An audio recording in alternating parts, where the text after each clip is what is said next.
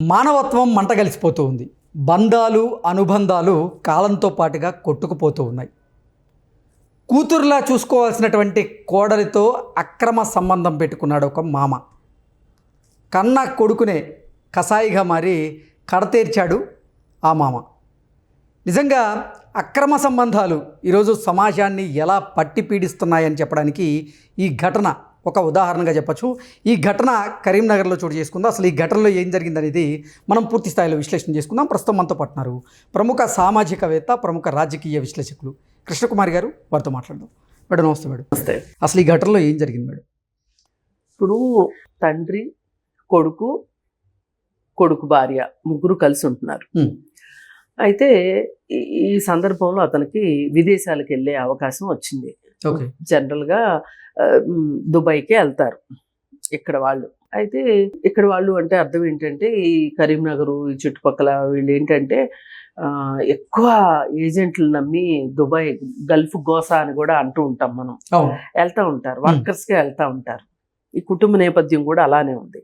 వెళ్ళాడు. వెళ్ళిన సందర్భంలో మామగారికి కోడలికి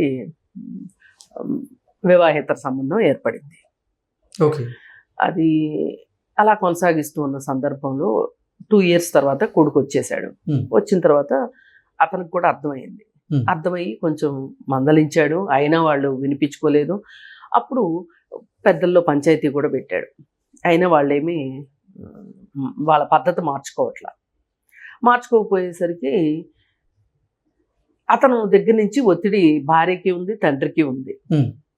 ఈ నేపథ్యంలో ఇక వాళ్ళు ఏమనుకున్నారు అంటే ఇతన్ని అడ్డు తొలగించుకుంటే ఇక మనకు అసలు ఎవరు అడ్డు చెప్పేవాళ్ళు లేరు, ఎవరు ఏమనేవాళ్ళు లేరు అని నిర్ణయానికి వచ్చి ఒక 3 లక్షల సుఫారీకి ఒక గ్యాంగ్తో మాట్లాడుకుని వాళ్ళకి వీళ్ళంతా ప్లాన్ సెట్ చేసుకున్నారు.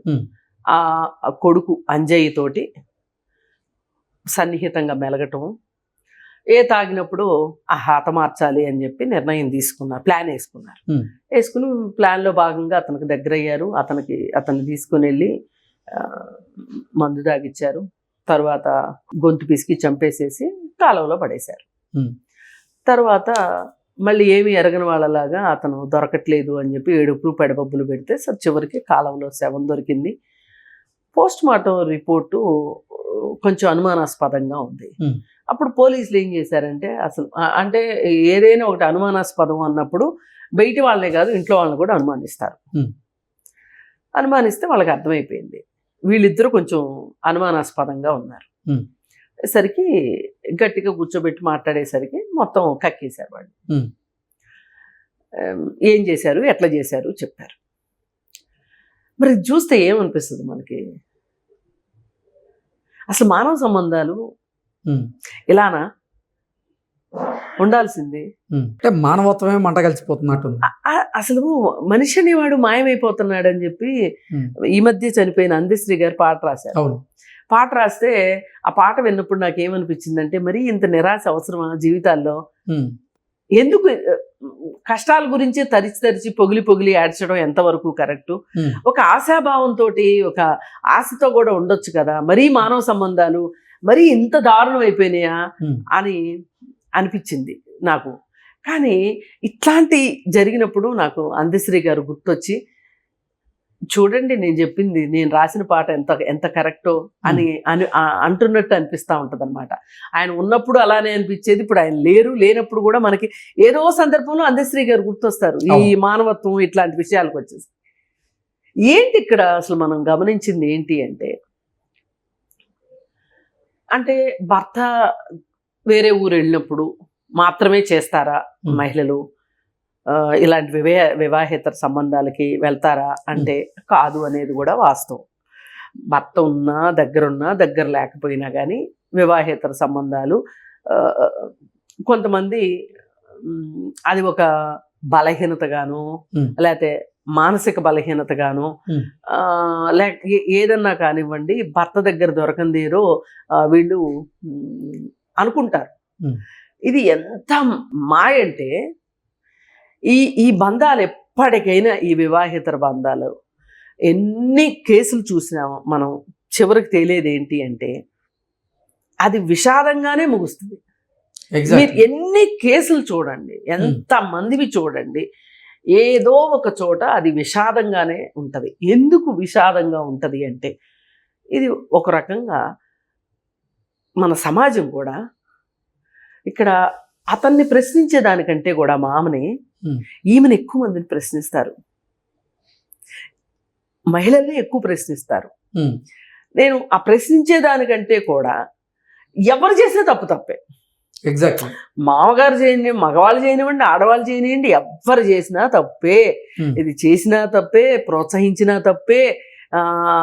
ఏదైనా తప్పు అని ఎందుకు అంటున్నానంటే, అక్రమ సంబంధం అనేది కేవలం మహిళల ద్వారా, అంటే మహిళ ఒక్కరే వెళ్తే జరగదు కదా. కానీ వివాహేతర సంబంధాలు అనే ఒక మాయా జలతారు లాంటివి, ఇవి పాకుడు రాడు లాంటివి.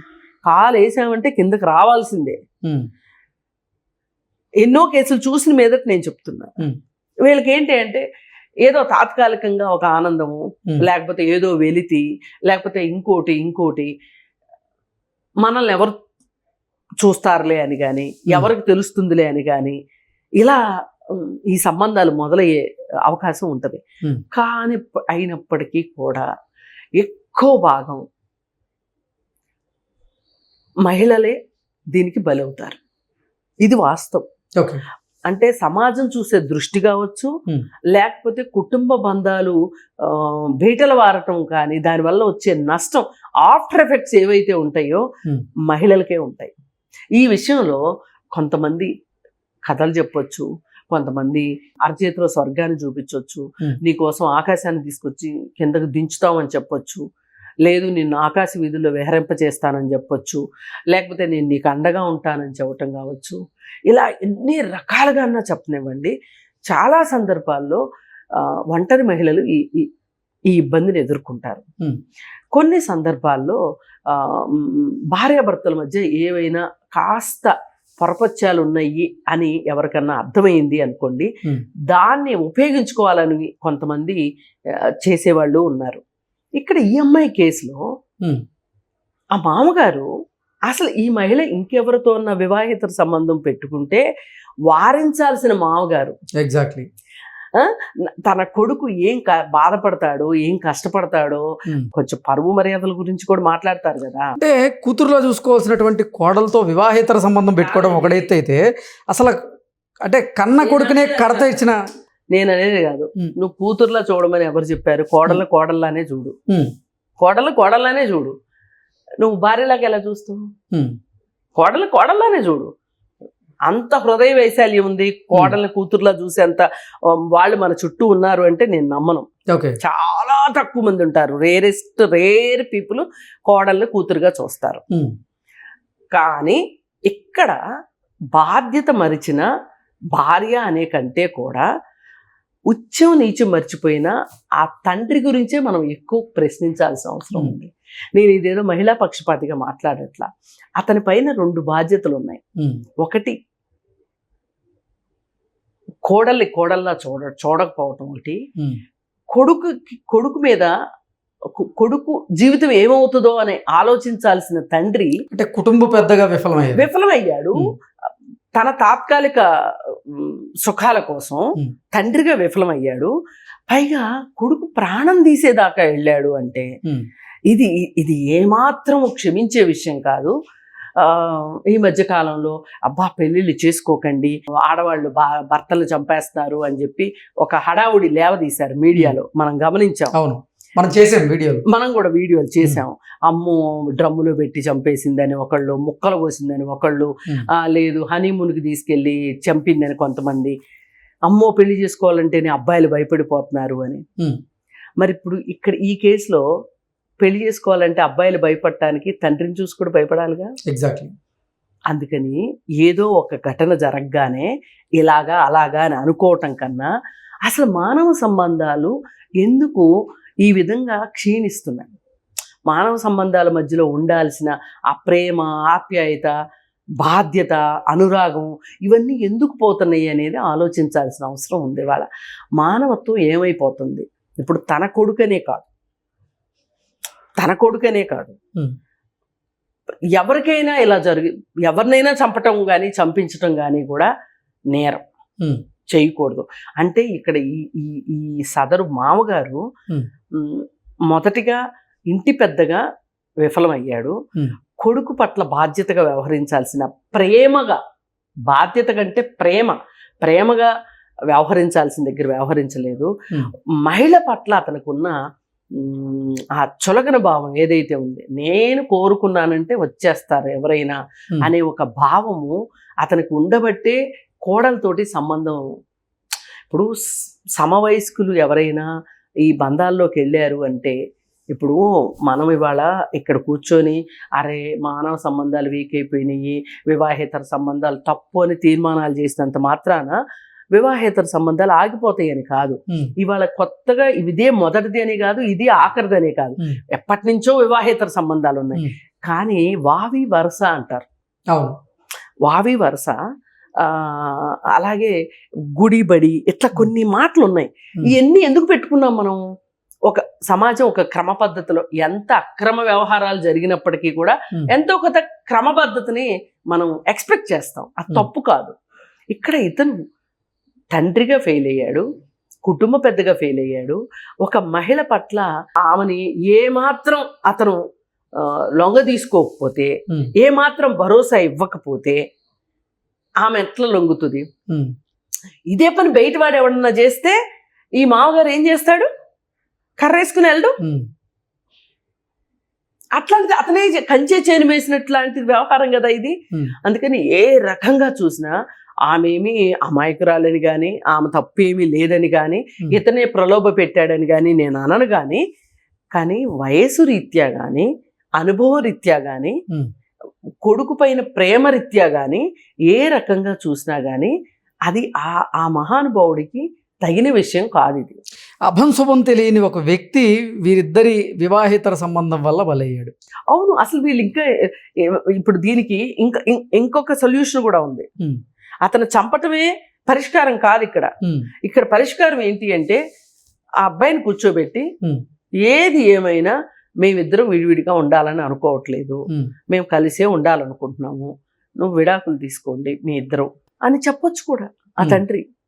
ఎందుకంటే ఇప్పుడు ఇంత దాకా వచ్చి ఒక మనిషిని చంపి మరీ బంధాన్ని కొనసాగించాలి అనేంత పట్టుదల వచ్చింది అన్నప్పుడు ఎవరికైనా ఒక క్షణికావేశంలోనో క్షణిక మోహంలోనో వివాహేతర సంబంధాలు, ఇలాంటి బంధాలు ఏర్పడే అవకాశం ఉంటుంది. మనమేమి అందరి మెదడులో దూరి ఇలా కాదు ఇలా అని ఎవరు చెప్పినా ఎవరు వినరు. కానీ అయినప్పటికీ ఇక్కడ ఏంటి అంటే, మీ బంధం కోసం ఒక మనిషిని చంపడం ఎంతవరకు కరెక్ట్? ఇప్పుడు మీకు అంతగా అనుకుంటే ఆ ఊర్లో కాకపోతే ఇంకెక్కడికైనా వెళ్ళిపోయి బతకండి. మీకు మీ బంధమే ఇంపార్టెంట్ అనిపించింది ఇక్కడ. ఇది క్లారిటీ కదా, అనిపించబట్టే కదా అతను చంపారు. ఇప్పుడు అతను అడ్డు తొలగించుకోవాలని ఎందుకు అనిపించింది మీకు? అతను లేకపోతే మేము సుఖంగా ఉంటాం అనుకున్నారు. కరెక్టే, అతన్ని వదిలేయండి. మీ దవన మీరు వెళ్ళిపోయారనుకోండి, ఇది నేరమే కాదు అసలు. ఇప్పుడు ఇది ధర్మం కాదు నిజానికి. కానీ న్యాయం కాకుండా ఎందుకు పోయింది? చట్టరీత్యా వీళ్ళు ఎందుకు ఇప్పుడు దొరికిపోయారు పోలీసులకి? అసలు మామూలుగానే మొన్న మనం మాట్లాడుకున్నాం, సహజీవనం ఎవరు చెయ్యొచ్చు, ఎవరికి అర్హత ఉంది అని. ఇది నిజానికి ఇది ఒక రకమైన సహజీవనం. భర్త ఉండగా ఈమె మామగారితో ఉండటం అనేది సహజీవనం చేసినట్టే ఒక రకంగా. చట్ట వ్యతిరేకం. స్త్రీ అయినా పురుషుడైనా అలా చేయడానికి వీల్లేదు. అయినప్పుడు మీరు చేయాల్సింది ఏంటి? సరే జరిగిపోయింది, దీని నుంచి మీరు బయటపడాలంటే మ్యూచువల్గా డివోర్స్ తీసేసుకుని వాళ్ళిద్దరూ ఈమె చేయాల్సింది భర్తతో మ్యూచువల్గా డివోర్స్ తీసేసుకుని, ఇప్పుడు అతని దోవన అతన్ని వదిలేసేసి మీ ఇద్దరు కలిసి ఉంటారో సహజీవనం చేస్తారో ఏం చేస్తారో అనేది వేరే విషయం. ఇప్పుడు ఈ విషయంలో కోర్టు కూడా కోడలితోటి నువ్వు సంబంధం ఎలా పెట్టుకున్నావు అని అతన్ని ప్రశ్నించేదానికంటే కూడా చట్టం ప్రకారం నీకు భర్త ఉండగా ఇంకొక పురుషుడు, అక్కడ మామగారా లేదా పరాయి మనిషి అని వేరే విషయం, నువ్వు వేరే అతనితో సహజీవనం చేయటం అనేది ఆమెని చట్టరీత్యా ఆమె నేరస్తురాలు. కానీ దాని నుంచి కూడా మీరు రిలీఫ్ పొందాలి అంటే విడాకులు తీసుకోండి. విడాకులు తీసుకున్న తర్వాత మామగారితో ఉంటావా, లేకపోతే ఆయన కూడా నచ్చకపోతే ఇంకెవరితో అన్నా ఉంటావా అనేది నీ ఇష్టం. కానీ నువ్వు విడాకులు తీసుకుని ఉండాల్సింది. అంటే మన వాళ్ళు ఏం చేస్తారంటే చాలాసార్లు చాలా హత్యలు నివారించగలిగిన హత్యలు, మన చుట్టూ జరిగే హత్యలు ఎట్లా అంటే కొంచెం ఆలోచిస్తే, ఇప్పుడు చంపాల్సిన అవసరం ఏంటి? మీ దాని మీరు ఎక్కడికైనా వలస వెళ్ళిపోయారు అనుకోండి, ఇప్పుడు బాంబేకి వెళ్తుంటారు పనుల కోసం, సూరత్ వెళ్తూ ఉంటారు, రకరకాల ప్రదేశాలకు వెళ్ళిపోతూ ఉంటారు కదా. ఇప్పుడు ఆయన దుబాయ్ పోలా పని కోసం, అట్లా మీరు కూడా ఎటన్నా వెళ్ళిపోయారు అనుకోండి విడాకులు తీసేసుకుని, పే చేయలేదు, ఇవాళ అసలు కేసు లేదు, అతను ఇంకో పెళ్లి చేసుకుంటాడా చేసుకోడా అనేది వేరే విషయం. కానీ ఇక్కడ వీళ్ళు ఆలోచించింది ఏంటంటే, అలా చేస్తే ఆస్తులు పోతాయి. ఇప్పుడు తీరిక కూర్చుని ఎంజాయ్ చేయాలి. ఈ ఇల్లు, ఎంతో కొంత పొలము, అతను సంపాదించుకొచ్చిన డబ్బులు ఇవి ఉంటాయి కదా, దీని మీద వీళ్ళు హ్యాపీగా బతికేయాలనుకున్నారు. దుర్మార్గం ఇది. ఇది మామూలు దుర్మార్గం కాదు. వీళ్ళిద్దరికి ఎంత త్వరగా శిక్ష ఇస్తే ఇది సమాజానికి తెలియదు. మనం మళ్ళీ మాట్లాడుకోవాలి. మనం 6 నెలలకో సంవత్సరానికో మాట్లాడుకుని వీళ్ళకి శిక్ష పడితే సమాజంలో ఇది ఒక హెచ్చరికలాగా ఉండాలి. మనము అత్యాచారాల విషయంలో ఇలాగే కదా మాట్లాడుకుంటున్నాము. ఏం జరిగినా సరే పోక్సో యాక్ట్ ప్రకారం కానీ ఏ రకంగానైనా నేరస్తులకి త్వరితంగా శిక్షలు పడితే ఆ శిక్షల గురించి కూడా మళ్ళీ మనం మాట్లాడుకుంటే ఒక అవగాహన వస్తుంది అని మాట్లాడుకుంటున్నాం. అందుకని వీళ్ళకి చాలా త్వరగా శిక్ష పడాలి. ఇంకెవరన్నా ఇట్లా చెయ్యాలి అంటే ఒక్క నిమిషం ఆలోచించాలి. పైగా మీరు తప్పు చేస్తున్నప్పటికీ కూడా తప్పు మీద తప్పు చేసే పని లేకోకుండా మీరు ఎట్లా జీవించవచ్చు అనే దానికి మీరు పరిష్కార మార్గాలు ఎత్తుక్కోండి. కానీ చావటాలు చంపటాలు మాత్రం పరిష్కారం కాదు. Okay madam, thank you so much. Thank you.